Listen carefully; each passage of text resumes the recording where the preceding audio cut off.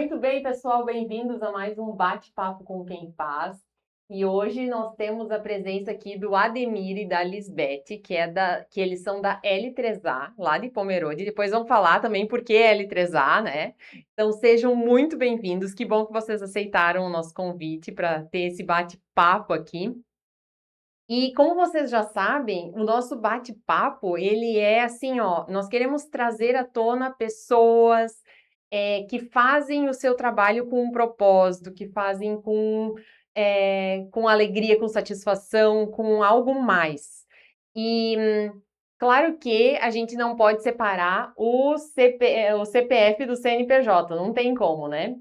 Então, a nossa ideia é trazer aqui a história das pessoas, como elas chegaram até, digamos, vocês, agora no caso, até L3A. Então, a gente vai compartilhar essa história deles, que particularmente eu conheço, assim, bem pouquinho, faz pouco tempo que a gente se conhece, né?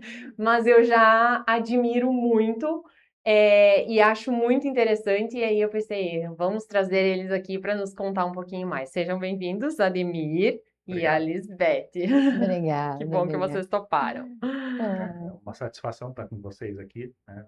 Tornamos parceiros de negócio, uma E parceria que vem dando resultado, vem trazendo, agregou valor à nossa atividade, então realmente é um prazer estar aqui. que bom, que bom.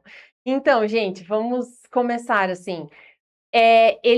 O Ademir e a Lisbeth hoje moram em Pomerode com a família, né? Já faz 17 anos. 17 anos, então já é um bom tempo, né? Já Nós tem estávamos até conversando antes, porque coincidentemente, foi a mesma época que eu também fui para Pomerode, só que daí a gente não se conhecia, né? Eu morei 3 anos lá. Então, antes disso, como é que foi? Da onde vocês vieram? Como é que foi o início da história lá de vocês? Quem quer começar aí? Então, Eu sei que a Lisbeth é minha conterrânea também, né? Quase lá pertinho de Juí. verdade. Nós dois viemos de caminhos diferentes, ambos gaúchos, né? Uhum. O Ademir, nascido, criado, como a gente diz, em Porto Alegre, e eu não, sou do interior, nasci em Santo Ângelo, e meu pai era bancário, então ele vivia sendo transferido, né? Então nós moramos por várias cidades no interior, passava no máximo 1 ano e meio em cada lugar. Antigamente, assim, era mais transferências, né? Havia mais transferências de banco, né? Exatamente. Então, 1 ano e meio em cada cidade e geralmente cidades bem pequenas do interior. Então, eu me criei no interior, né? Aham. Aí, na adolescência, com 11 anos, é que o meu pai se transferiu, ele prestou um concurso para a área jurídica do Banrisul, que ele trabalhava, e aí ele foi transferido para Porto Alegre, onde permanecemos, né? Aí, O resto da adolescência foi tudo em Porto vida Alegre. adulta. Nós dois já nos conhecíamos muito antes disso, né? Então, eu estava brincando aqui que eu conheço o Ademir da época em que eu era mais alta que ele. E isso realmente, por ele ser bem mais alto, isso é um fato bem curioso. Então, nós nos conhecemos porque a minha avó era vizinha dos pais dele.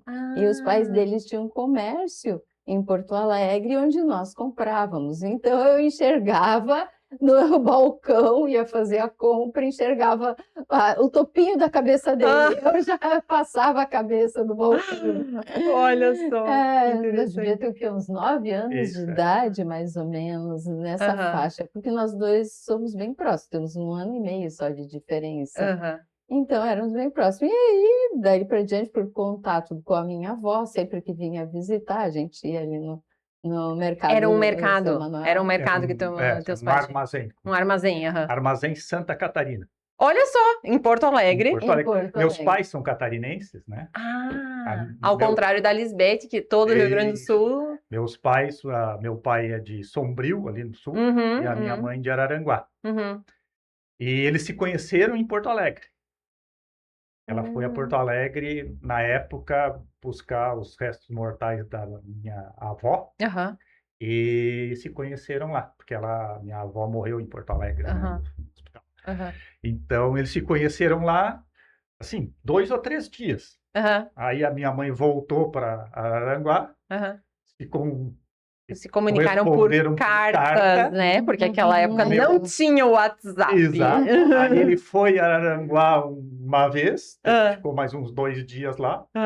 E já... Na segunda vez que foi para pedir ela em casamento e para juntar.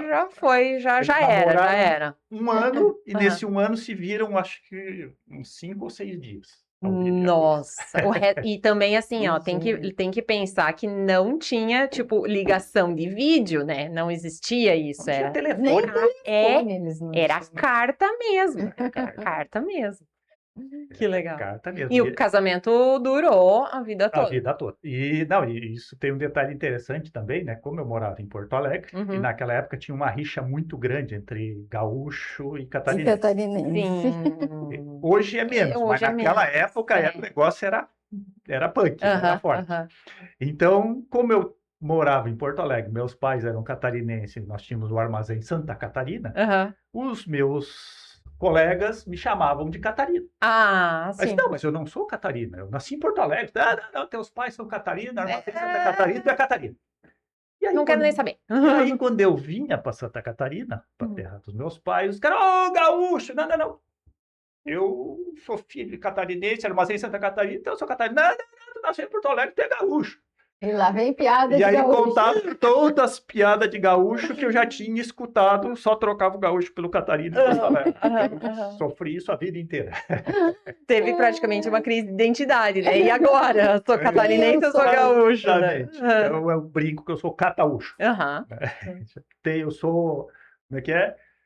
Cidadão com duas nacionalidades.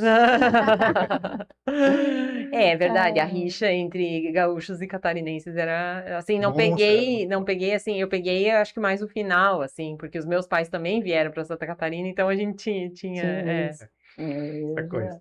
Então, e aí lá no armazém vocês se conheceram. Mas assim, teve um detalhe bem importante que tornou a coisa mais próxima, é que o filho, o tio dela, o Daniel, fez engenharia civil e era apaixonado por aeromodelismo, por kart, por Fórmula 1, e eu já tinha esse dom para mecânica.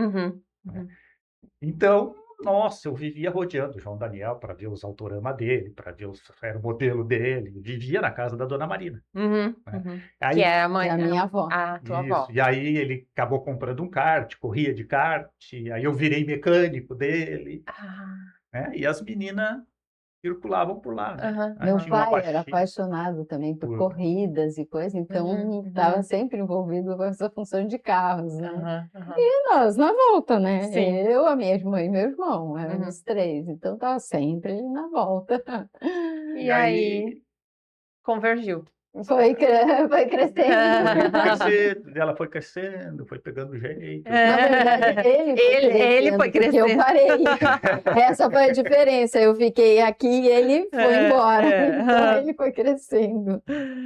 E aí vocês, tipo, começaram a namorar, assim, tinham que idade, mais ou menos? Já. Eu tinha 19 e ele tinha 20, logo fez 21. Bem jovens. E namoraram tempo ou foi logo para casamento também? Não, namoramos 6 anos. Isso. Foi o tempo que eu consegui enrolar ela. Daí não deu mais para enrolar. Não, eu dei o caso, não tem mais nada. Tá bom. Senão eu vou procurar outras paradas. Legal. E daí, digamos assim, como é que foi a área de trabalho? O que vocês escolheram? Tu foi logo para engenharia? E eu fui para enfermagem. Eu fiz enfermagem. E aí, quando nos casamos, ambos já estávamos formados, né? Trabalhando na área. E eu estava já trabalhava no hospital inicialmente de Porto Alegre, que era o Santa Rita, que depois foi encampado pela Santa Casa. Depois troquei para o Santo Antônio, que é o Hospital da Criança. Eu sempre fui apaixonada por criança, né? E aí fui trabalhar no Hospital da Criança Santo Antônio. Nós já estávamos casados. E ele direto na área da engenharia, né? Então, áreas bem diferentes, né? Bem distintas. Bem distintas. E saber o que tu faz hoje, né? O que tu faz hoje, Lisbeth? Então, aí hoje trabalho em áreas mais distintas ainda, com ele na empresa, que daí em 2020 que nós resolvemos criar a empresa, e aí eu faço na empresa mais a parte administrativa, né? A parte administrativa, financeira.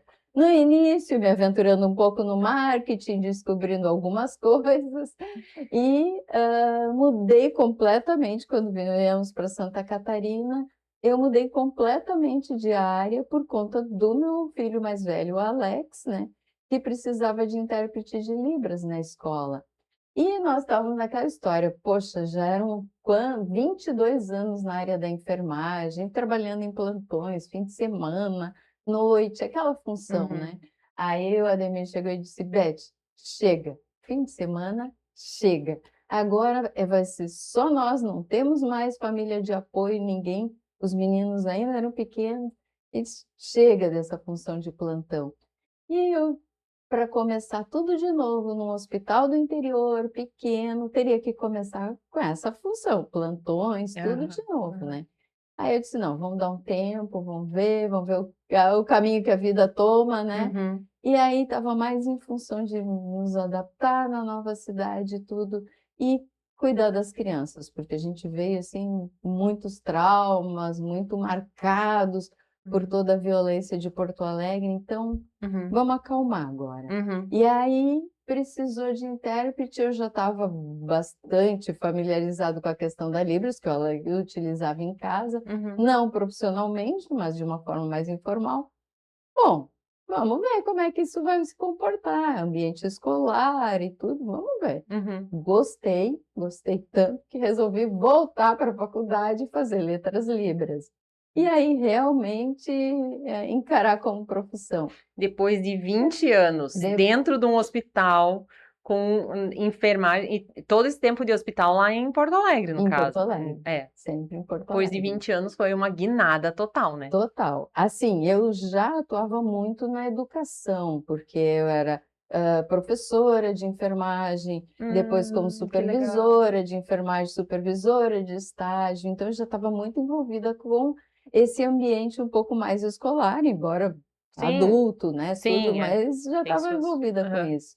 E aí, voltar para a escola, eu tinha feito magistério no ensino médio, né? Então, tinha um pouco aquela dessa época vivência. que era meio que junto, assim, né? Exatamente. Então, ou tu escolhia secretariado, ou tu escolhia magistério. Qual era o outro curso que você fez? Auxiliar de contabilidade. Auxiliar. Então, eu disse, não, esses dois não combinam comigo. Fui para o magistério, mas eu dizia, jamais escola, jamais escola. Olha aí, né? Aí voltei por causa do meu filho e aí gostei. Realmente me apaixonei e hoje divido o meu tempo entre a associação, que eu trabalho numa associação de surdos, né? Como intérprete e na empresa. Então... Olha, que guinada total, né? E agora, e a Ademir, então tinha ido para a área da engenharia? Como é que foi aí? Não, eu já nasci engenheiro. Já nasci. Nascido criado. Eu uma vez fiz um curso, né? Um curso de gestão de pessoas e tal, e aí tinha que fazer discurso, também tinha oratória. E aí o primeiro discurso que eu fiz foi quando eu decidi ser engenheiro, aos 4 anos de idade. Que eu morava num local perto de uma pista de aeromodelismo. E eu vi aquele barulho, né? Na época os aeromodelos eram muito barulhentos. E um dia um tio meu me levou até essa pista. Quando eu cheguei lá e vi os aviões, aquela cor, aquele movimento, o barulho, o cheiro do óleo de rícino que utilizava nos motores, né? Aquilo me impressionou tanto. Eu tenho essa imagem até hoje. Até hoje, quando eu falo, eu sinto o cheiro do diesel, do óleo de rícino. Tanto que marcou. Que aquilo me marcou. E aí, aquilo ficou na minha cabeça. Né? E aí, o que aconteceu? Com o tempo, né, eu fui gostando de mexer em coisas mecânicas. E eu, aos 9 anos de idade, mais ou menos, eu descobri as locomotivas. Né, estudando lá na escola, eu gostava de ir para a biblioteca ler. Eu sempre li muito. Rato de biblioteca. Rato de biblioteca. Eu fui um dos poucos, provavelmente, que leu a Barça de capa a capa, os 14 volumes, né? E num desses volumes tinha uma locomotiva, desenhada em corte, aquela coisa, eu já tinha visto locomotivas na televisão e tal. Sim, sim. Eu fiquei impressionado. Não, eu vou construir uma locomotiva. E aí desenhei uma, um lápis, régua e moedinha para fazer os círculos. Pena que eu perdi esse desenho. Mas eu não desenhei uma forma para ficar bonito. Eu desenhei ela em corte, uns detalhes construtivos para construir a tal da locomotiva. Nossa! Ou seja, o projeto já estava ali pronto, isso, né? então o meu interesse sempre foi esse. E aí foi indo, e nessas tantas aparece então o tio da Beth, que era modelista, que gostava de mecânica. Então foi, né? Encaminhou, digamos. Eu virei a sombra dele. A sombra dele, exatamente. A secla do João Daniel. E vivia sempre as voltas com ele e tal. E estava sempre junto, né, fazendo mecânica e fazendo aeromodelo e tal. E eu fui aeromodelista a minha vida toda. Uns 14 anos de idade, quando eu comprei meu primeiro aeromodelo, até recentemente. Eu tenho ainda tudo guardado lá, as coisas. E aí, nesse meio tempo, né, lá no aeromodelo, aí aparecia lá duas loirinhas, a Anne e a Beth. A minha irmã era morena. Não, era castanho claro, para mim é loiro. Castanho claro para frente é tudo loiro. Tudo loiro. Então, sabe como é que é, né? Aos 15 anos de idade, 16... Já está pensando em... Nossa Senhora, né?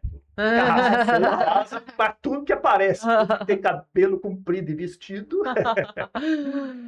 E aí foi, acabamos por questão de personalidade, me acertei mais com a Beth, né? E acabamos namorando. E eu sempre... E aí, né, das locomotivas, eu passei para a hidráulica. Que tem cilindro, movimento, válvula, né? Tudo muito parecido. E quando eu fui fazer estágio, já na faculdade, né, eu fui fazer estágio numa empresa, a de Porto Alegre, que era uma empresa multinacional, uma empresa grande, e fui trabalhar na manutenção. E aí um chefe lá da manutenção, responsável, disse: Ademir, vamos comigo lá, que nós temos que consertar uma máquina que está com problema, me ajuda lá. Quando eu cheguei lá, era uma máquina toda hidráulica. Quando ele abriu aquela porta, eu vi aquele monte de mangueira, aquele monte de cilindro e válvula, as coisas se mexendo de um lado para o outro, assim, aquilo me encantou. Eu disse: é com isso que eu quero trabalhar. Nossa, que coisa, né? Que paixão esquisita. Não, é com isso que eu quero trabalhar. Tem movimento, tem cilindro, igual uma locomotiva, ó, vai e volta, espetacular. Que interessante, né? A gente não consegue nem imaginar uma coisa dessas, né? Eu fiquei pensando numa pessoa, circulação, coração. Porque era um equipamento, Sim. tinha movimento. Então, o que me impressionava era o movimento, era o controle do movimento, o controle da força, né? Através de estruturas mecânicas. Então, aí eu decidi aquilo. E não, e já tinha feito curso de desenho, já projetava, né? E um belo dia, quando eu estava mais ou menos uns 8 meses nessa multinacional, que era o sonho de consumo de todo estudante de engenharia mecânica. Era trabalhar fazer estágio lá, porque ganhava muito bem, o valor de estágio era um salário praticamente, quase de engenheiro júnior, né? E aí, estava trabalhando, daqui a pouco, vou na faculdade, lá tem um anúncio lá, precisa de estudante de engenharia que tenha conhecimento de desenho para trabalhar com sistemas hidráulicos. Nossa! Pronto, fechou. Falta o meu nome aí. Fechou, né? Estamos procurando o Ademir.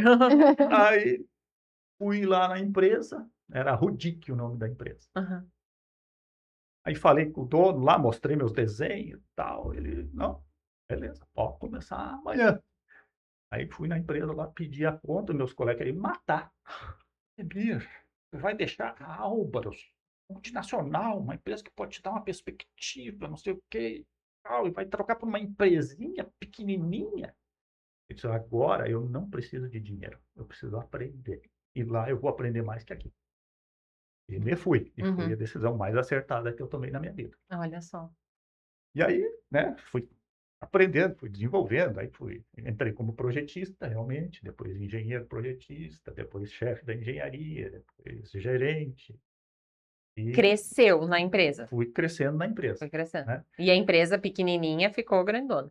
Não, ela continuou Não? do mesmo tamanho. Ela não Ah, cresceu. Inclusive faliu. Nossa, que Na triste. época do Collor lá, ela faliu. E eu, aí, por conta Mas o disso, aprendizado. eu e um colega de trabalho, né, Uhum. montamos a nossa empresa, a Ecosistemas. E hidráulica. Sempre hidráulica. Né? Então, eu sou um super especialista. Sabe Na qual é a hidráulica. diferença do super especialista para o super generalista? Não. É que o super generalista entende cada vez menos de cada vez mais coisas. E o super especialista entende cada vez mais sobre cada vez menos. Ao ponto do super generalista não saber nada sobre tudo, e o super especialista saber tudo sobre nada. Bem claro, bem claro. Sim. E a minha curiosidade, né, sempre me levou para todos os cantos. E eu tinha curiosidade do trabalho da Beth. Então eu circulava lá, eu ia buscar ela no hospital, aproveitava, entrava, dava uma volta lá, ver como é que funcionava. Eu sabia como é que instalava um abacate, sabia o que era uma sonda, sutura, essas coisas. E ela se reunia com as colegas dela enfermeira, era uma conversarada de enfermeira que eu vou te contar. Então a rotina do hospital era eu super tranquilo, tu conhecia tudo. A época que ela trabalhou no hospital aquele do câncer, né, Santa Rita. Santa Rita não foi muito legal, porque era um ambiente muito pesado. muito pesado. Imagino. Mas melhorou um pouco quando ela se mudou para o Santo Antônio, que era hospital de criança e tal. E aí que nós conhecemos o Alex. Vocês conheceram o Alex por causa do trabalho Por causa do trabalho. Exatamente. Ele era meu paciente. Ele era teu paciente. Bom, aí então já vamos para a história a história do Alex agora. Vamos lá. Essa eu tô curiosa mesmo para saber. E foi num dessas situações de plantão. Eu era enfermeira da UTI e num final de semana eu estava como chefe do plantão. Sempre uma das enfermeiras era chefe do plantão geral do hospital.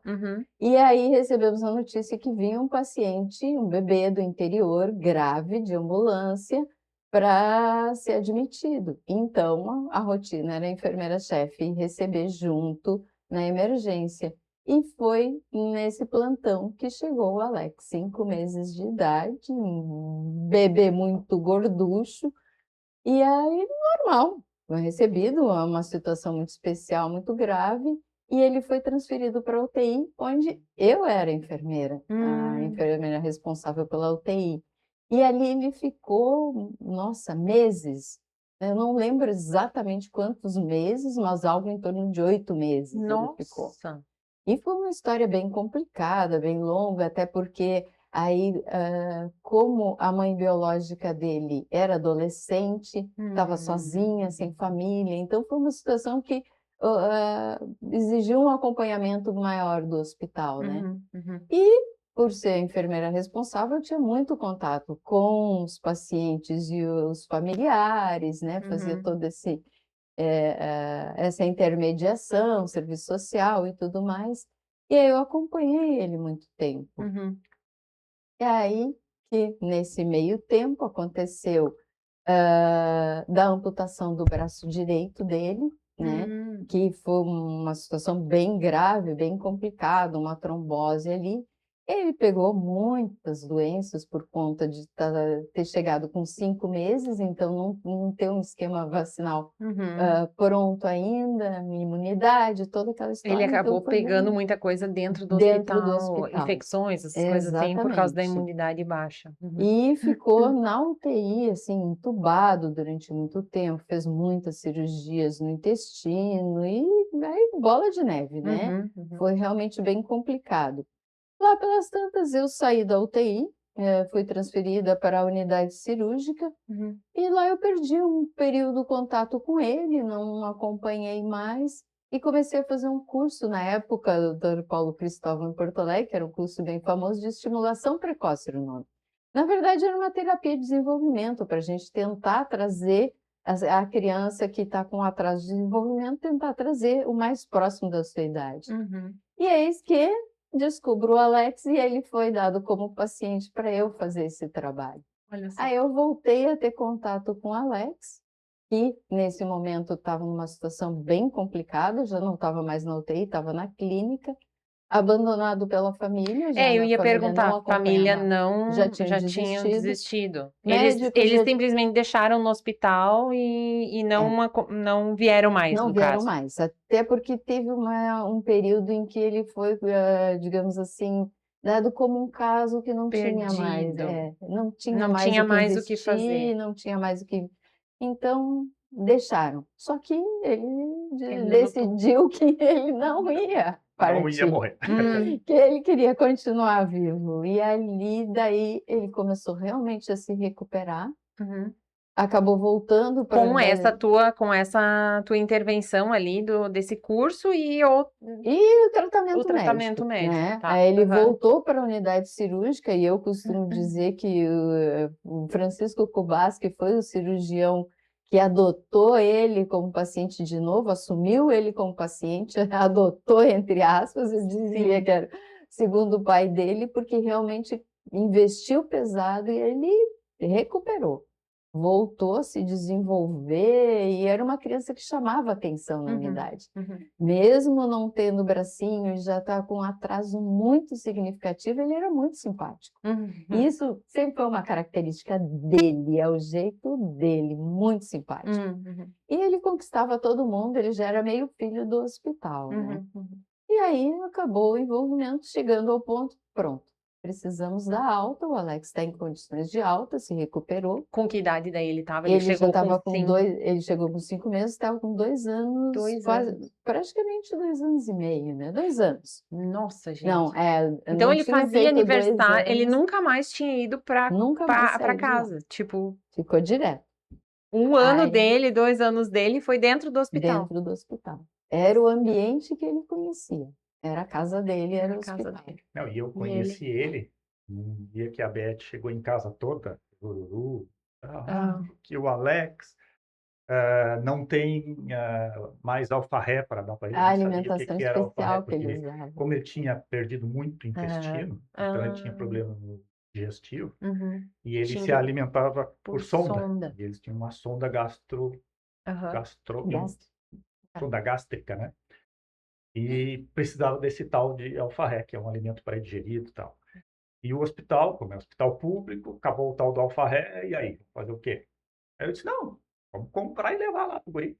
Aí todo sábado eu comprava uma latinha de alfarré, que custava uma fortuna aquele negócio. É mesmo? Era caro pra caramba. Tipo, quanto? O equivalente hoje é uns, sei lá, acho que uns R$250 uma lata dessa. Nossa. E durava uma semana? Uma semana durava. Aí todo sábado eu comprava uma latinha de alfarré e ia levar lá no hospital. E aí ficava lá brincando com o Alex e tal. Passava um tempo lá, né? E aí... E vocês não tinham filhos? Não tínhamos filhos. E aí começamos a nos envolver com ele. E vocês pretendiam ter filhos? Pretendia. Ela pretendia, eu não queria filho. Então, isso é uma conversa. Era uma discussão. É um processo delicado. Isso é um processo delicado. Tá. Mas o Alex te conquistou. Me conquistou. Exatamente. E aí... Então, ele escolheu, né? Ele escolheu. Não, exatamente. Nós escolhemos. Sim, lógico. Me puxou pro... me puxou pro CRI. Sim. E aí, nesse meio tempo, né, aí ele teve 2 meningites. Monte de trás, 3 meningites. 3 meningites. Numa ele ficou surdo. E na outra ele ficou com déficit cognitivo. Então, além da falta do braço, ainda teve a surdez e o déficit cognitivo. Na verdade, nenhuma dessas, a única deficiência que a gente realmente sabia quando adotou ele foi a do braço, por causa da amputação. E a surdez. A surdez, nós não tínhamos certeza, não estava confirmado, ele já estava numa instituição, não estava mais no hospital. E na instituição eu conversei com a fonoaudióloga que tinha lá. Não, mas quem se deu conta disso fui eu. Sim, um dia brincando com ele, né? Brincando, percebeu. Botei ele no meu colo, assim, ele estava olhando para frente. Eu, Alex, daqui a pouco deu um baita de um barulhão, tomei um susto danado e ele nem se mexeu. Aí eu estranhei, eu comecei a bater palma, Alex, e ele não atendeu. Aí eu cheguei pra Beth, Beth, eu acho que esse guri tá surdo.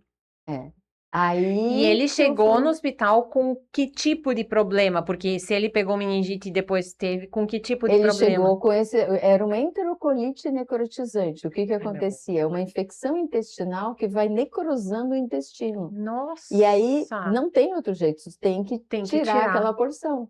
E ele foi tirando, fez 8 cirurgias no intestino. Foi tirando e ela evoluía e tira e evoluía. E aí ele ficou com o intestino curto.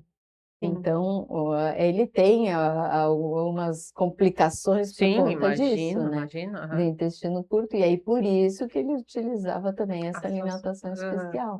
Que o organismo dele, no aparelho digestivo, não tinha condições de digerir uma alimentação normal. Era o que se pensava. Depois, esse médico, Francisco Bassi, dizia para mim, quando deu alta para o Alex, ele disse, esse menino não é dieta especial, ele precisa feijão com arroz. Eu botava as mãos na cabeça e dizia, Francisco, tu é louco? Como que vamos dar para essa criança feijão com arroz?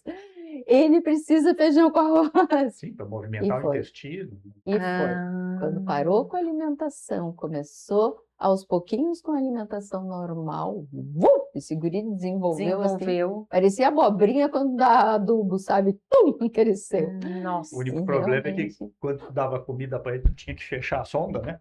Dar comida com um paninho na sonda, assim, porque senão saía pesado. Saía pela teve as suas complicações e cano reto, né? Intestino curto, comeu, saiu, comeu, saiu, comeu, saiu, né? Então, mas ali que foi daí na instituição, depois disso, Ademir, eu realmente cheguei para a fonoaudióloga e disse, eu acredito que ele, o Alex, não está mais escutando. Ele respondia, agora nada, nem um som. E ela disse, olha, eu também estou achando estranho, mas não vão fazer nenhuma investigação, porque aí já estava com o processo de adoção em andamento. E eles vão ter medo que, se confirmada a surdez, vocês não vão mais adotar. Então, não adianta, esse processo não vai andar. E aí parou a investigação. Peraí, vamos voltar um pouquinho. Ele saiu do hospital, foi para uma instituição e vocês daí decidiram, nós vamos adotar ele. Não. Não. Na verdade, foi por conta do hospital, a assistente social da instituição veio conversar no hospital e ela pediu, como ele está muito tempo internado, ele tem vínculos aqui e lá ele não vai ter. E isso vai ser difícil a adaptação. Então, eles precisavam de alguém do hospital que mantivesse contato com ele, para ele não perder esse vínculo, que isso podia ser muito prejudicial para ele. E aí, conversa daqui, quem é que pode, quem é que vai, quem não vai. Nós já estávamos envolvidos, que ele comprava o leite, ia visitar, fim de semana eu ia visitar no hospital quando eu não estava de plantão. Ok, então eu vou. Quando tu não estava de plantão, tu ia para o hospital para ver o Alex. Para ver o Alex. E tu ia para o hospital também para ver o Alex. Ele ia levar a dieta e a gente visitava o Alex, né? Porque ele não tinha mais ninguém. E aí começamos a fazer isso na instituição. Só que aí começou aquele processo. Questionar a conduta da instituição, que não era a mesma do hospital. E aí nós queríamos ajudar de alguma forma, ajudar na alimentação, com medicação, porque na instituição faltava tudo, faltava roupa, faltava... Era pública. Não tinha, era pública, não tinha era nada. uma divisão da FEBEM. Da FEBEM, de Porto para pessoas, né, com dificuldade, deficiência e tal. Era um depósito de gente. Um depósito de crianças deficientes. Ai, meu Deus. Não, era o quadro da dor. O quadro da dor. E aquilo, nossa, pegou muito pesado para nós, né? A gente ia para casa assim, sem conseguir dormir, né? Lembrando dele lá naquela instituição. Nessa fase, ele se desconectou do mundo, ele se voltou para dentro dele, tanto que a gente achava que ele tinha se tornado autista. Porque, claro que a gente não tinha noção de autismo naquela ocasião, mas a gente percebia que o único momento que ele estabelecia uma conexão é quando a gente ia visitar e ele ia brincar com a Ademir dentro do carro. Aí ele, tô aqui agora, brincava com o carro e dirigia. Meu Deus, era um momento de felicidade dele. E aí a família, meus pais, os pais dele começaram a ir lá e ele fazia a mesma coisa. ia para dentro do carro e era o momento de conexão dele com o mundo. Terminou ali, ele se fechava e saía do mundo.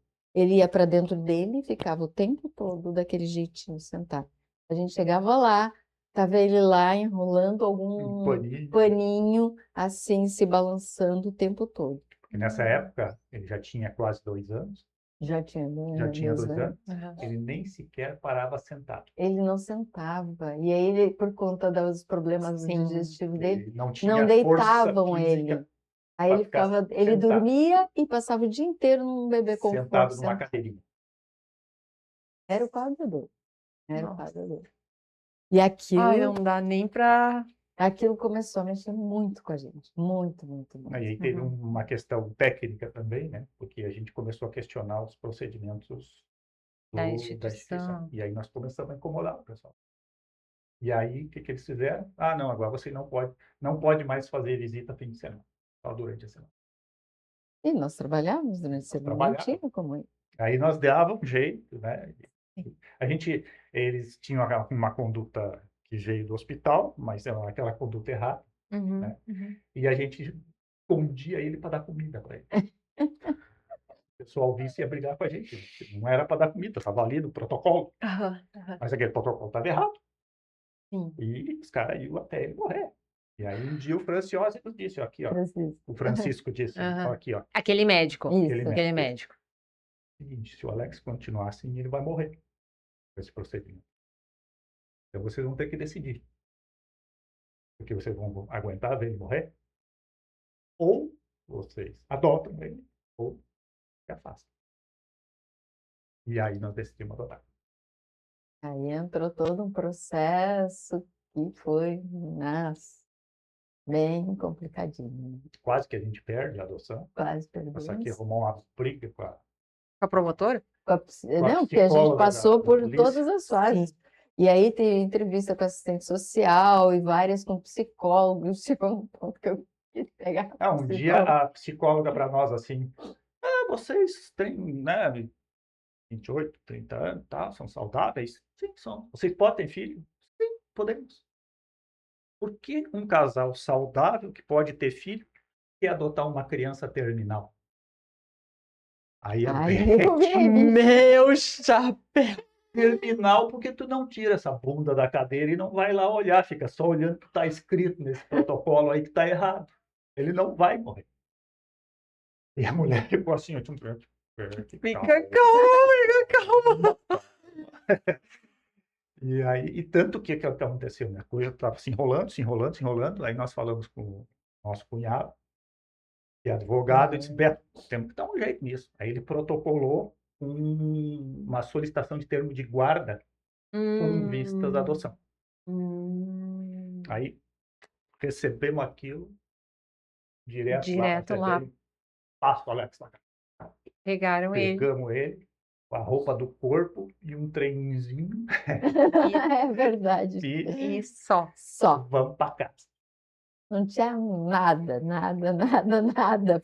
Passamos na farmácia, compramos uma madeira e fralda. Vamos para casa. E fomos para casa. E aí, no dia seguinte, a Beth tinha que ir para... No dia não, uns dias depois, eu acho, mas essa cena ficou bem marcada na minha cabeça. Ela saiu para ir para o hospital e eu fiquei com ele até chegar uma empregada que nós contratamos para ajudar, né? Sim. E aí eu fiquei sozinho com o menino, todas essas complicações, sem conhecimento de causa nenhum, em sonda, né? Todo comprometido.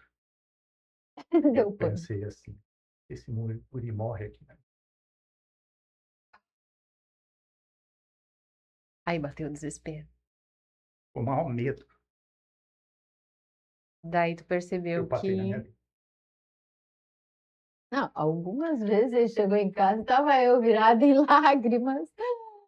Porque não dava certo, não sei o que. Dizia, calma, Beth, vai dar certo. E eu apavorada, ele vai morrer na nossa mão. Porque vocês tinham a guarda dele, não era a guarda definitiva, e se isso acontecesse ia complicar, digamos, também, né? E o sentimento de vocês era que já era nosso já filho, era né? filho de Então, vocês. Só que o que aconteceu? E ele tinha muita crise de desnutrição por conta dos problemas do intestino. Sim. E aí ele teve mais uma crise em casa, já em casa. E teve que ser internado de novo. Só que aí já foi tudo diferente. Aí ele já tinha pai e mãe. Aí eu o fiquei, tratamento foi nós diferente ficamos revezando. Tanto que deu mais 30 dias aquela sonda que não, a gastrostomia, que não fechava, depois fechou em 15 dias. Nossa. E aí, pouco tempo depois, ele começou a andar. Ou seja, né, se desenvolveu. Foi um lance muito interessante, porque quando ele começou a andar, ele, como não tinha o braço, ele não gatinhou. Então, ele não fez o processo natural. Então, um dia ele se agarrava nas coisas já e tal, só que quando ele caía de costas, ele ficava que nem uma tartaruga. Não conseguia levantar. Não conseguia se virar para levantar. E um dia desculpa.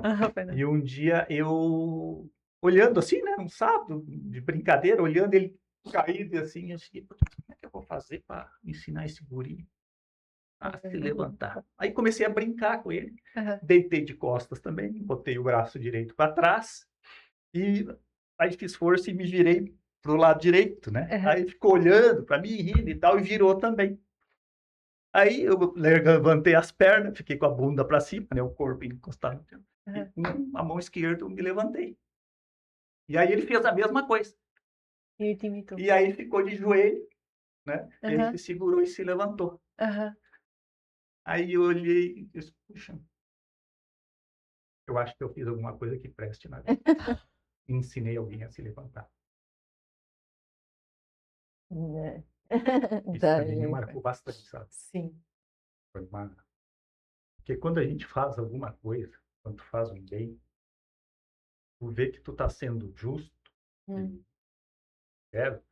Quando tu faz esse bem, aquilo te alegra. Quando tu faz de bom humor, sem nenhuma pretensão. Quando a gente dá uma moeda para alguém na rua, pensa assim, para se livrar disso, não é fazer bem. Dá uma esmola.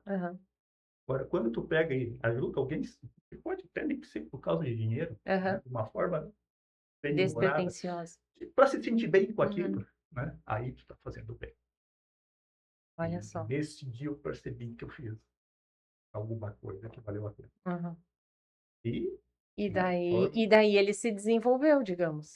Ele já tinha esse vínculo com vocês? Já tinha, tipo, não foi um vínculo difícil de ser construído agora dentro de casa, porque já existia.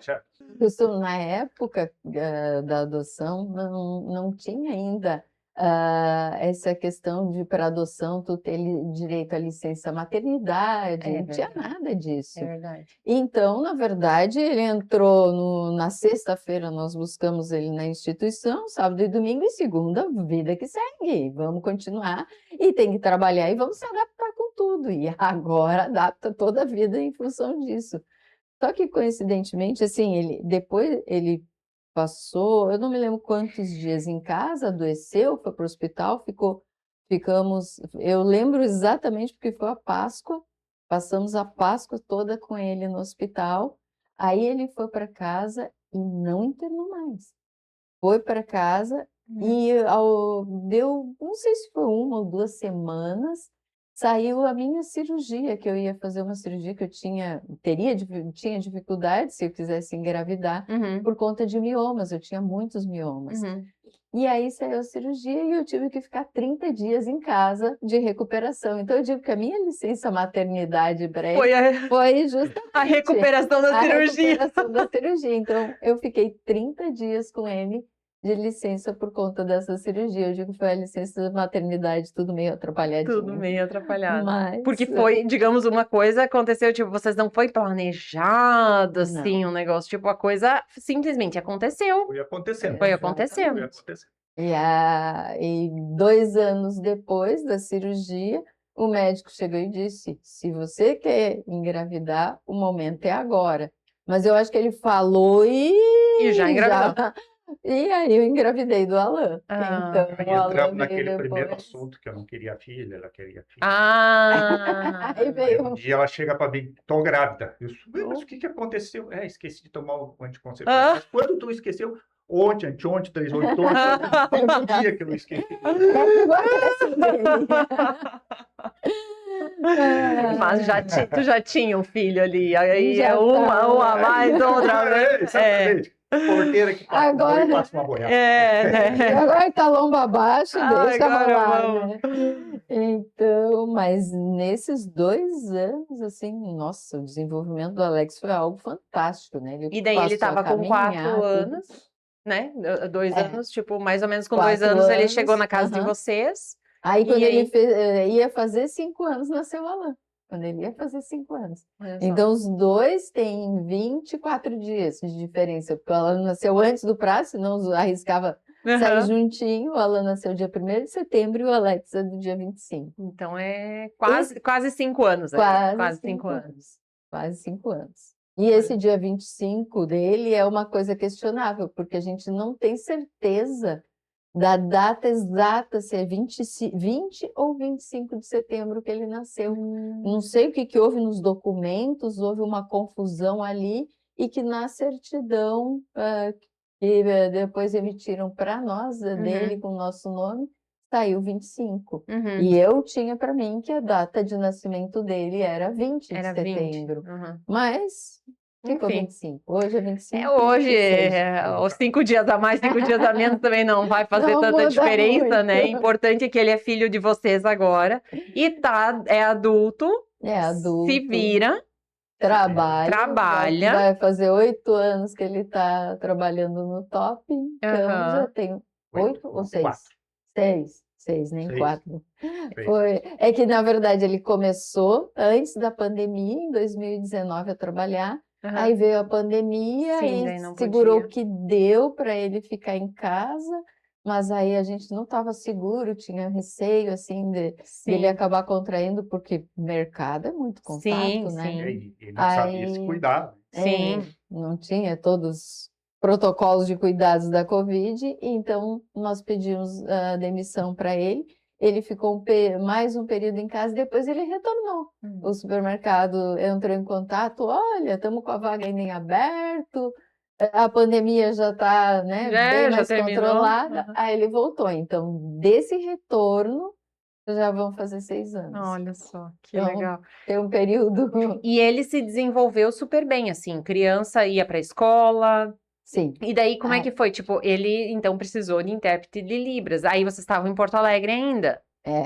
Assim, no começo não, porque no começo, como a gente já tinha daí a confirmação da... Opa! Nós estávamos...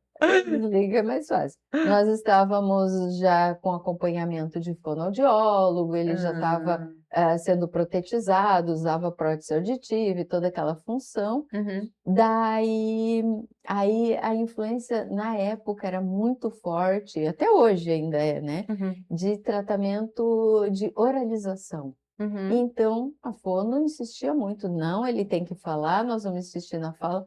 Só que nisso foram anos. Ele entrou para a creche, tudo com crianças bem menores, então ele estava com uma defasagem de idade grande, até o tamanho dele tudo era bem menor, e insistindo nessa questão. Só que quando ele foi para o 1º ano, para a escola regular, na escola ele ficou 1 mês, né? Nossa, foi outra experiência dolorosíssima, porque com 1 mês na escola, a diretora nos chamou e disse: não vamos mais atender o Alex. Vocês estão convidados a se retirar. Gente, olha, foi outro momento de chorar rios.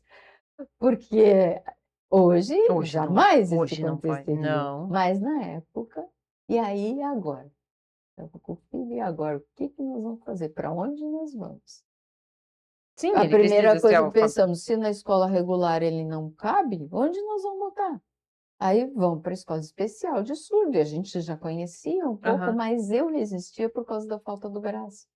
Eu achava que a falta do braço ia impactar muito na comunicação dele, que nós não iríamos entender, porque os sinais se processavam com as duas mãos. Verdade, verdade. E aí, como que a gente vai entender? Bom, agora não tem opção. Vamos para lá e vamos descobrir lá. E aí descobrimos que isso era fantasia nossa, né? Era desconhecimento nosso. Exato. Só que a Fono disse, se vocês optarem pela língua de sinais, pela escola especial, eu não acompanho mais. Ok, então, tchau pra ti, nós vamos procurar alguém que acompanhe. Nossa, E aí, gente! Mais uma perda. E assim a gente foi. Mas hoje em dia é bem diferente também, né? Mas ainda tem muito Tem. Em relação àquela época, melhorou absurdamente, mas ainda existe, né? Muito condutas desse tipo. Preconceito, né? E tal. E nesse meio tempo, né, surgiu o Alan. Tu imagina, o Alex. O Alex. Né, precisando de toda essa assistência, todas essas era fono, era PO, era psicóloga. Nossa, o Alan ficou, digamos assim, andando paralelo. Então ele, né, foi assim, a primeira infância dele foi uma época onde as atenções iam mais para o Alex, né? E não sei se por conta disso, pela própria atitude dele, né, própria personalidade, ele acabou se transformando numa pessoa mais fechada, mais quieto, mais na dele, e desenvolvendo algumas características específicas, né, que deixou ele completamente diferente do Alex. O Alex, apesar de não falar, é extremamente comunicativo, conhece todo mundo, todo mundo gosta dele. Ele é social, ele sorri e tal, isso, né? O Alan, não, nem o vizinho conhecia. E ele foi, né, o Alan aí foi se desenvolvendo, e eu, né, o engenheiro apaixonado pela profissão, não que eu fosse assim, obrigar ele a seguir a mesma área, mas eu dava uns brinquedinhos da Lego para montar carrinhos, robôs.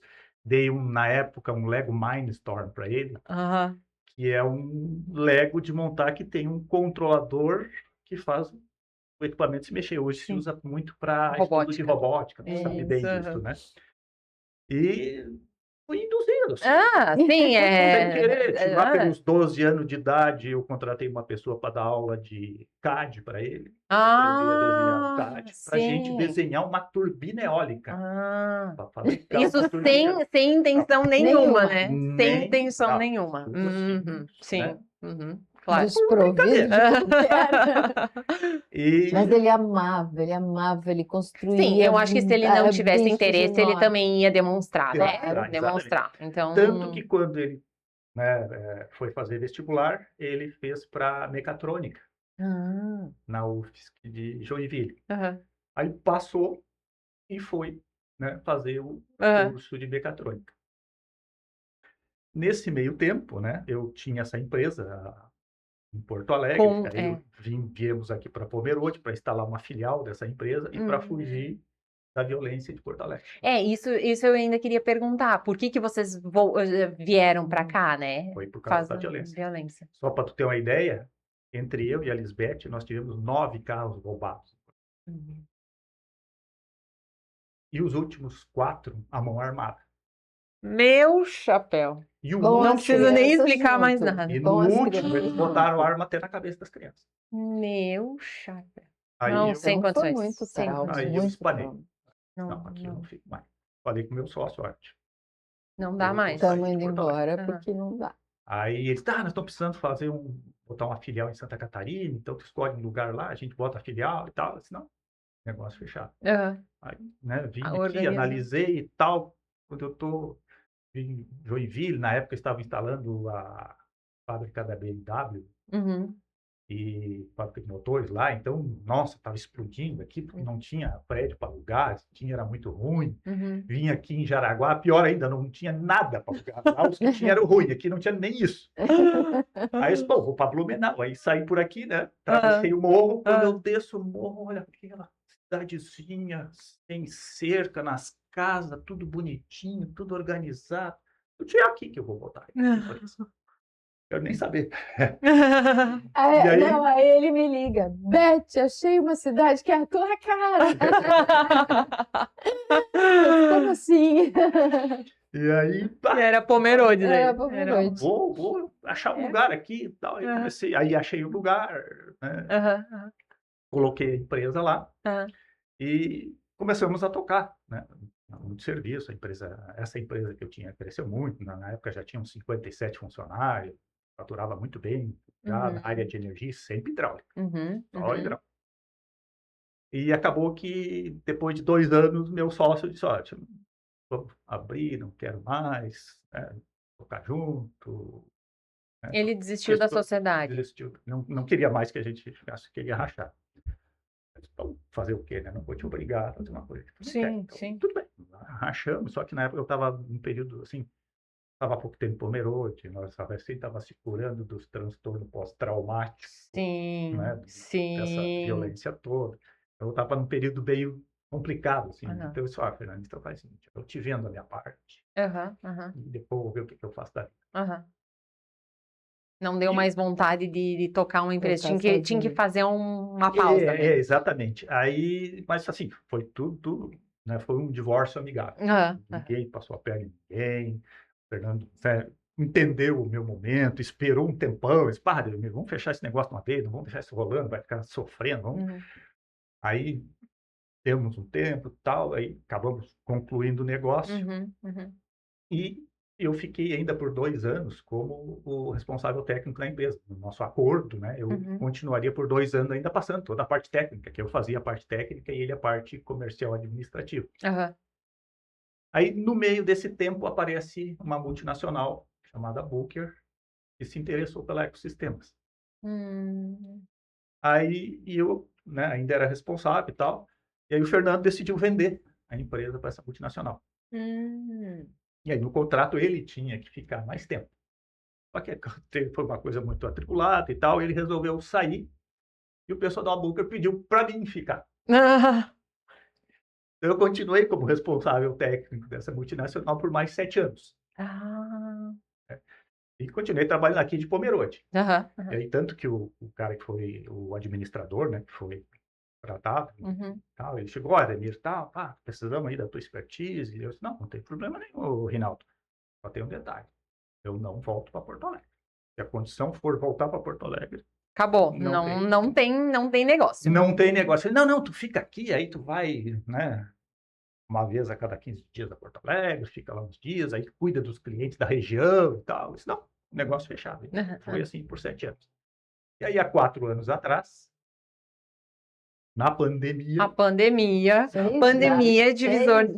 6, né? 6 anos, Na pandemia... A pandemia divisor de águas, quase que, né? Aí a empresa precisou passar por uma reestruturação lá e tal, e disse, olha, não precisamos mais da tua ajuda aqui. Né? E fui demitido. Mas também foi tudo numa boa, assim. Sim. Então, eu disse, pô... O que eu vou fazer agora? Vou me aposentar? Tá meio cedo. Vou botar uma empresa. O Alan já estava fazendo mecatrônica. Pessoal, vamos fazer uma empresa. E, né, eu já tinha uma empresa, né, por causa dos meus acertos com o meu ex-sócio. E aí só reativei a empresa e comecei a trabalhar, continuar trabalhando com hidráulica. Atendendo um cliente aqui, outro ali. Nesse meio tempo, o Alan já estava quase se formando. E a pandemia, ele teve que vir para casa. Aí eu assisti umas aulas de mecatrônica. Não entendi nada, mas achei sensacional.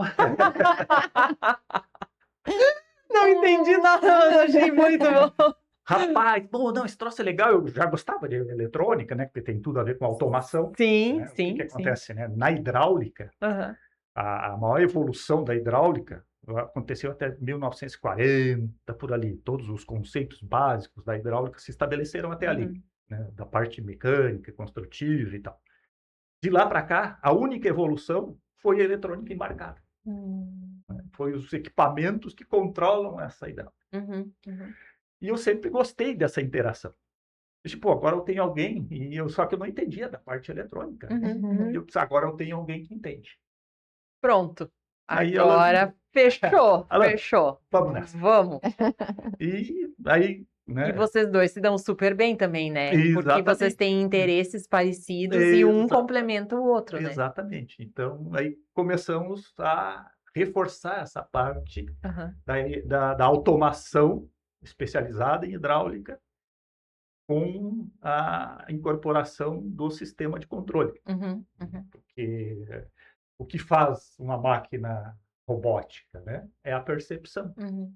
Enquanto o equipamento não percebe o ambiente, ele é só uma máquina automática. Ela exerce uma função sem perceber o ambiente. Ela faz, né, se tiver alguma coisa errada no meio do caminho, ela segue fazendo aquilo. Sim. No momento que tu coloca sensores, né, e a máquina passa a tomar algum tipo de decisão em função da percepção que ela teve, um sensor lá de posição. Quando a peça está nessa posição, faz esse movimento. Se a peça está numa posição torta, ela não faz outra coisa. Então, aí isso passa a ser um equipamento robótico. Né? Um freio de carro, ABS, é um robô. Porque antigamente, né, tu pisava no freio, freava, e se tu pisava demais, ele travava as rodas. Ou seja, o freio era um equipamento automático. A partir do momento que colocaram o ABS, tu pisa no freio, o sistema sabe que tu quer frear, mas ele vai decidir quanto de força ele vai fazer para parar o carro o mais rápido possível, sem travar as rodas. Vai indo assim devagar, vai freando. Exatamente, para as rodas não arrastarem, porque, né, arrastando a roda, o carro perde o controle. Sim, tal. sim. Então, isso é um sistema robótico. Então, a gente trouxe isso para a automação industrial. Né? Então, como é a minha expertise, mais de 40 anos fazendo isso. Né? Eu sou super especialista, só entendo de hidráulica. E se junta um especialista em eletrônica, em controle. Pronto. Fechou, né? Fechou e tudo. Aí fechou a L3, surgiu a L3A, que é Lisbeth e 3A, né? Deixa que eu explico direito. Então, isso, melhor. Porque é o L3A. Então, realmente, é Lisbeth e os 3A é Ademir, Alan e Alex. Os três E o L está na frente, porque na frente vai quem manda, né? Isso. Não, isso aí eu concordo plenamente. Eu digo assim, quem manda lá em casa sou eu. E ela manda em mim. Isso, Não manda em mais nada. Tu tem que aprender assim, meu marido também fala isso. A frase correta, tipo, a última palavra é tua. Sim, senhora. Quase. Quase, mas deixa assim. Brincadeiras à parte, né? Mas o casamento daí, tipo, agora a empresa com o filho, então é tudo junto na mesma casa, então vocês trabalham juntos, vocês estão, tipo, com o filho, o casamento, e aí, dá pra separar um pouquinho as coisas? Dá pra ter final de semana? Sim, tá. Eu acho que isso também veio com a maturidade, sabe? Porque há anos atrás eu jamais pensaria em nós trabalharmos juntos. Por perfis muito diferentes, e essa questão... interesses diferentes também, né? Era tudo muito diferente. E a minha preocupação era essa, será que a gente vai conseguir lidar bem com... deu problema no trabalho, e isso não vai influenciar demais na nossa vida pessoal, ou começar a perder espaço da vida pessoal por estar o tempo todo em função de trabalho? Isso era uma preocupação. Mas eu acho que com tantos anos de casado, que já são um montão, né?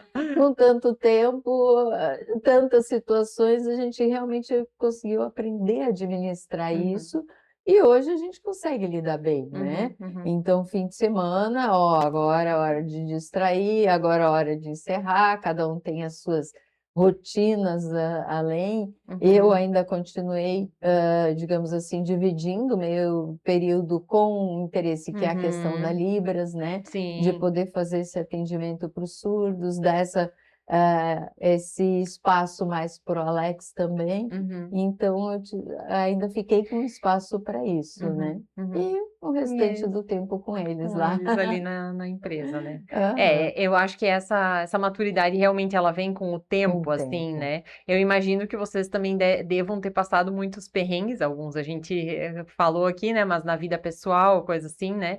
Então, eu acho que essa decisão, essa escolha que vocês fizeram, que o Alex fez, né? Eu acho que foi mútuo ali o negócio, né? A gente brinca Escutando. que não foi nós que adotamos o Alex, né? Foi ele que nos adotou. Aham, aham, Mas querendo ou não, ele adotou e vocês disseram o sim também, né? Porque vocês tinham a escolha também de dizer ou não, né? Então, eu acho que tudo isso deve ter causado bastante, né? Muito perrengue na vida de vocês, né? E o importante, eu acho que é ficar junto né, encarar os desafios, Tu né? sabe que o Alex, eu encaro mais como uma bênção do que como um problema, ou, né, um karma.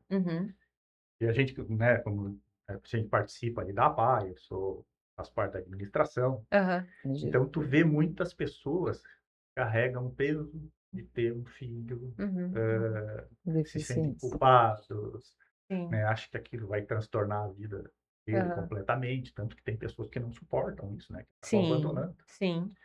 E nós não. Nós Vocês fizeram um caminho contrário. Vocês sabiam que eles já tinham. Exatamente. Então, nós escolhemos ter um filho assim. Então, o nosso propósito foi sempre ajudar. Então, fica mais leve. Né? Não teve nenhum processo de culpa. Eu podia ter feito diferente. Mas por que Deus fez isso comigo? Né? Essas coisas que são naturais de acontecer. A gente pergunta, sim, e questionar, sim, também Exato. E conosco não. Né? Sim. Foi uma escolha. Então, a coisa ficou muito mais leve, lógico, perrengues e tal, mas né, foram muito mais leves do que seriam se a gente tivesse, né, tido filhos e ter isso sem ter escolhido por, né?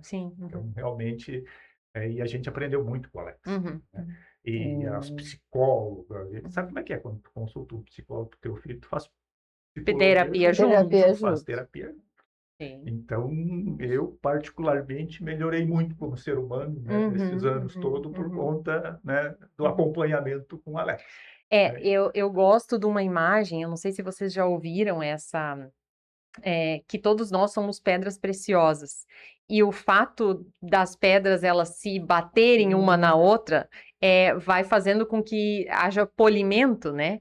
E eu acho que, assim, se eu enxergo, eu olhando de fora para vocês, assim, é claro que eu não conhecia vocês antes, mas quem sabe o Alex foi isso, né, para vocês e vocês, assim, para ele também, sabe? Esse polimento. E aí veio o Alan e a família né, se estabeleceu, assim, então um acaba polindo o outro, né, e acaba se tornando, cada um acaba se tornando a pedra preciosa. O Alan teve as dificuldades dele também, por conta, né, das características dele, de toda a nossa história, e na faculdade mesmo, quando ele se mudou para Joinville, ele teve um período muito difícil, ele não conseguia acompanhar as aulas, ele travava muito. Um cara com uma inteligência espetacular, eu não entendi, mas como é que ele roda numa casa?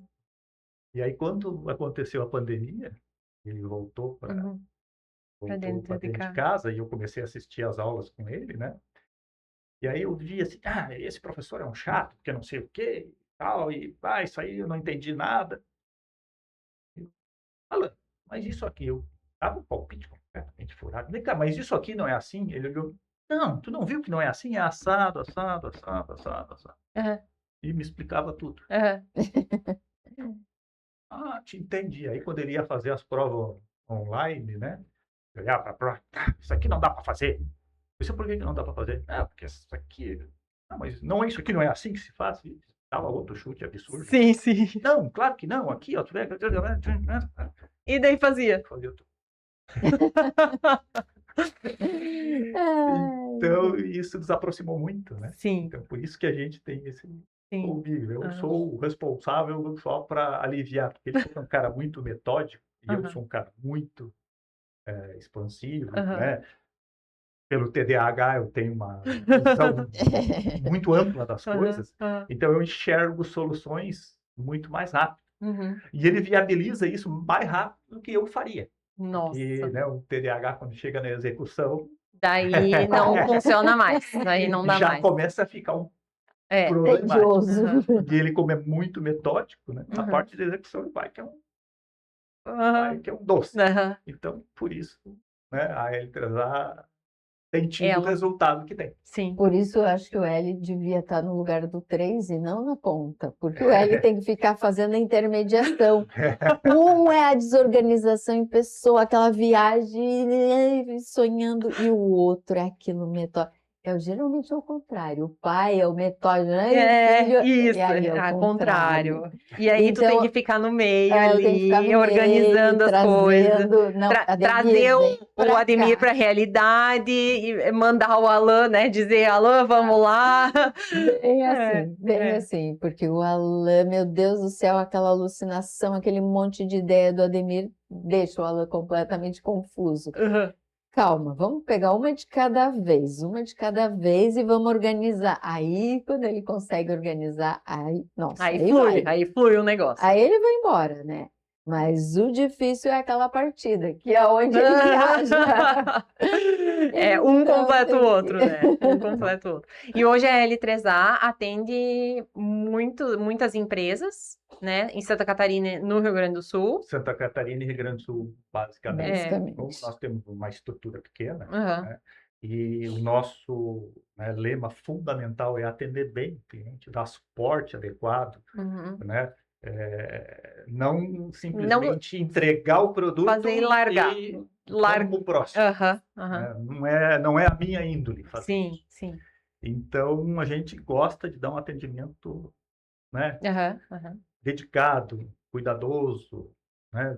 Realmente resolver, solucionar a situação. Cliente, entender realmente a necessidade dele e ajudar na solução e acompanhar isso até que funcione. Até que realmente esteja... E só jogar a solução, às vezes, não resolve o problema. Tu tem que dar e acompanhar aquele passo a passo. E esse é o diferencial de vocês, né? Tem um exemplo, né, a primeira postagem que a gente fez sobre mecatrônica, botamos aquele sisteminha de bomba manual, lá de fazer controle. Nós fizemos a ideia era fazer uma placa dedicada, eletrônica, para fazer todos os movimentos e tal. Fizemos, funcionou bem, mas ela tinha um problema de ruído. Quando, né, era colocado num ambiente industrial, que a rede tem muito ruído, muito problema de instabilidade, ele ficava frágil. Ele não... nós no laboratório testava. Tudo um espetáculo, show de bola, agora vai ser show. Mandando para o cliente, ele instalava lá, o troço travava. Aí um dia o Marcos, Ademir, como é que o nosso cliente, como é que nós vamos resolver isso? Marcos, isso aí ficou uma bosta. E nós vamos fazer tudo de novo. Joga fora. Manda essa porcaria de volta aí. E, Alan, não deu certo esse, vamos fazer de novo por outro meio. Não, como é que vamos fazer e tal? Aí, né, fizemos com o sistema da VEG. Usamos um CLPzinho da VEG. E, né, os relés de uso industrial, tudo certinho. Aí, solucionou o problema. Solucionou. Por isso, hoje, né, a VEG é um parceiro importante para nós, né, porque nos dá os componentes para nós desenvolvermos a solução ideal para o cliente. Componentes robustos, componentes confiáveis, né? A VEG tem um nome no mercado. Sim, nossa. Enorme. Então, essa parceria também ficou bem importante. Sim. A gente pode entregar para o nosso cliente, além da nossa expertise, né, uma estrutura confiável. Nós temos, né, um feedback, temos um suporte muito confiável da VEG. Então, hoje a gente entrega um produto de qualidade, um produto engenheirado, né, com uma marca de confiança. Com certeza. Isso é uma característica importante. Sim. Negócio. Não adianta também pegar e fazer uma boa solução ali se o produto ele não é de qualidade. Daí, né, não tem como, não vai funcionar muito E na tempo, parte né? da hidráulica, né, mesma coisa. Né? Nós temos um parceiro aqui em Joinville, que é a NHG, que eles montam sistemas hidráulicos também. O pessoal lá também é outro, são quase 40 anos, ou mais de 40 anos de experiência em hidráulica. E eles montam unidades hidráulicas e utilizam válvulas da Atos, que é um fabricante também com quem eu trabalho há mais de 30 anos, e é um fabricante também consolidado, top de marca no mundo, né? Tem produtos maravilhosos. Então, eu tenho a oportunidade de oferecer para o meu cliente essas soluções. Na parte de hidráulica, um sistema, né, de altíssima qualidade, que é Atos, né? De uma montagem de equipamento de alta qualidade, que é a EBHG, que também tem uma expertise, uma experiência enorme, por isso nós nos entendemos muito bem, né? Eu sou chato por atender bem o meu cliente e eles também, então deu bem certinho. Então nós temos toda essa estrutura para oferecer para o nosso cliente realmente uma solução adequada, robusta, duradoura, que vai atender. Que vai atender, que vai solucionar mesmo. Solucionar o problema dele. Não criar outro problema, né? Eu costumo dizer, ó, temos que ser o paracetamol do nosso cliente. Não o problema, não a dor de cabeça. Quando o cara pensar em nós, vou ligar para o Ademir para ver se ele me resolve essa encrenca. Ou nunca, eu tenho que ligar para o Ademir para essa encrenca, ele vai me pedalar. Não. É bem desagradável. Exatamente. Que legal. Gente, muito bom conhecer vocês, conhecer a história, assim, me emocionei bastante, né? Eu tinha lido já um pouquinho a respeito ali da história do Alex, né? Não imaginei que fosse assim, não de forma alguma, a gente não tinha conversado, né, a respeito disso, mas realmente é muito, muito bom, assim, conhecer pessoas que têm esse propósito, não só de atender bem os clientes, mas também de fazer algo, assim, por outro ser humano, né? Então, eu acho que é isso que Deus também quer de nós, né? Que a gente se dê as mãos, né? E seja essa pedra preciosa que, né, com os relacionamentos possa se polir, assim, né? Então, muito bom conhecer vocês, muito bom esse bate-papo. Acho que teria mais muita história, assim, para contar, né? Olha, dá para fazer escutar a história nós temos. É história, né? Só dos perrengues. Não, mas isso é que nem eu, uma época eu fiz parte do clube do jipeiro aqui de Joinville. É? E eles tinham uma frase interessante, assim, que o importante não é a chegada numa trilha. O importante é o caminho. É ali que tu te diverte, é ali que é o perrengue. A chegada é só a chegada. Sim. É a hora de voltar para casa. É o processo, então, o processo que tem que valer a pena. Sim, sim. Ai, que legal, que bom. Nesse processo, histórias. Vocês teriam, assim, alguma coisa, alguma mensagem para quem está nos ouvindo, para, assim, ainda deixar, para quem está começando nessa área de hidráulica, mecatrônica, enfim, alguma mensagem, alguma coisa assim? Olha, uma vez me perguntaram, né, quando a empresa estava bem grande, a empresa estava indo muito bem, faturando um monte, um amigo meu conversando assim, Ademir, tu quer ficar rico? Eu disse, olha, ficar rico só é uma coisa muito pobre. Ficar rico é querer muito pouco.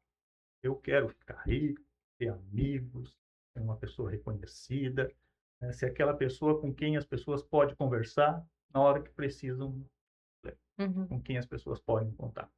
Isso é o que eu quero. Quando eu estava, né, na faculdade, o meu propósito, eu já tinha um propósito naquela época, era fazer coisas úteis para as pessoas e para a sociedade. Esse sempre foi o meu propósito. Né? E a engenharia foi a forma que eu encontrei de me comunicar com a sociedade, de devolver um pouco do tanto que eu recebi da vida. Né? Então, continuo com esse propósito. Que legal. Por último, eu acrescentei, ser bem pago por isso. De preferência. O que faz parte, né? O que é necessário, né? Nesse mundo, a gente não paga boleto com amor, né? Então, né? É o que temos. Mas e, graças a Deus, né? Eu recebi reconhecimento suficiente para isso. E eu costumo dizer que foi nesse propósito que a gente se encontrou. Que foi aí que o comum, enfermagem e depois a Libras, né? Tem esse propósito de ajudar as pessoas, e isso sempre foi uma característica muito, muito forte em mim. Mas eu costumo dizer que a minha característica marcante é a persistência. E se eu puder dar alguma sugestão para alguém, seja persistente naquilo que realmente acredita. E o Ademir uma vez chegou e disse isso para mim. Nossa, tudo que tu te propõe, tudo, teus objetivos, tu vai e consegue.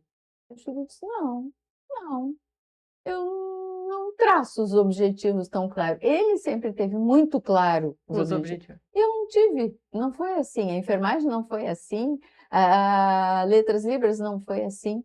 Mas eu digo, a diferença comigo as coisas caíram na minha mão e eu aceitei e vou não fazer desisti. bem feito. Eu vou até o fim.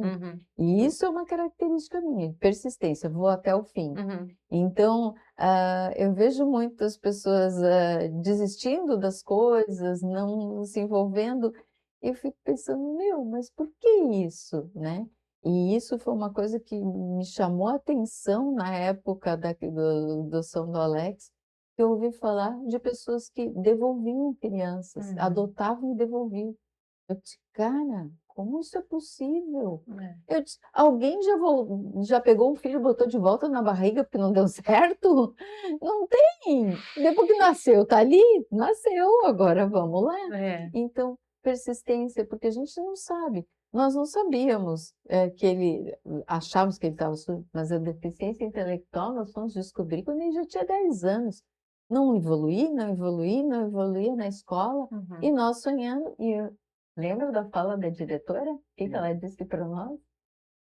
Ele sonhando com uma faculdade, numa reunião, nós participando de uma reunião na escola, e a diretora disse, vocês não estão vendo que eles estão sonhando com faculdade para essa criança que nem vai conseguir terminar o ensino fundamental? E aquilo os perrengues que a gente tem. Aquilo desmoronou meu mundo, porque nós sonhávamos, nós achávamos que ele só tinha um atraso e que ele ia compensar esse atraso. Opa, mais um muro, não era uma barreira. Só não precisava ter falado assim, né? Não precisava ter falado assim, né? Não precisava descobrir dessa forma. E aí eu disse, mais uma barreira, mais uma parede que nós vamos ter que atravessar. E dali para frente nós descobrimos muitas paredes, muitas situações. Mas não tinha mais como desistir, não dá para parar. A parede está aqui, eu vou parar e sentar. Isso é outro senso comum entre eu e a Beth. Mais do que a persistência é o comprometimento. Quando a gente se compromete com uma coisa, acabou. Não tem mais. Espera aí, vamos parar para reavaliar. Existe isso. Me comprometi contigo em alguma coisa. Acabou. Né? Sim. Essa decisão já está tão lá. Cumprir aquele até tratado, o fim, né? Custe o que custar. Então, isso é da nossa natureza. Né? Se comprometer com as coisas. Sim. Né? Isso é uma coisa que a gente traz para o negócio também. Sim. Ontem eu fiquei... Pessoal profissional. Ontem eu fiquei muito feliz porque me ligou um cliente, né, que é de uma empresa que eu já trabalhei muito com eles, mas faz um tempo que eu não tenho contato. E aí, aqui eu sou o José Luiz e eu estou te ligando porque o Wildo me disse que tu era o cara que ia resolver meu problema. Eu estou com um problema assim, assado, tal. Isso, não, isso aí tu resolve assim, assado, procura a empresa tal lá, que eles têm o produto. Não, tu não tem? Não, esse produto eu não tenho. Não, é porque o Wildo, que é diretor da Saur, que é uma empresa grande lá no Rio Grande do Sul, né? Que eu lido com ele há 30 anos também. Nós acabamos também formando uma amizade por conta, né, de trabalhar junto e dessa coisa de se comprometer. E, olha, Ademir, eu preciso da tua ajuda. E eu estava sempre lá. Tanto que ele mandou o engenheiro dele lá ligar para mim para... Porque o Ademir é que vai resolver o teu problema. Então isso me dá uma satisfação gigante. Sim. Né? Esse é o meu propósito de... Que legal. Que bom, gente. Que muito bom conhecer mais vocês, caminhar mais com vocês e, assim, desejo ainda muito mais sucesso para vocês como família, como empresa, porque esse é o nosso sucesso também, né? Que os nossos clientes, que não só por vocês serem nossos clientes, mas que, assim, pessoas com quem a gente anda junto tem esse sucesso e esse propósito, né? Então, assim, realmente desejo tudo de bom, assim, para vocês. Tudo de bom para nós. Para nós. Isso aí. Exatamente. Gente, ativem o sininho, se inscrevam no nosso canal, porque temos muitos papos ainda e muitas histórias legais para conhecer.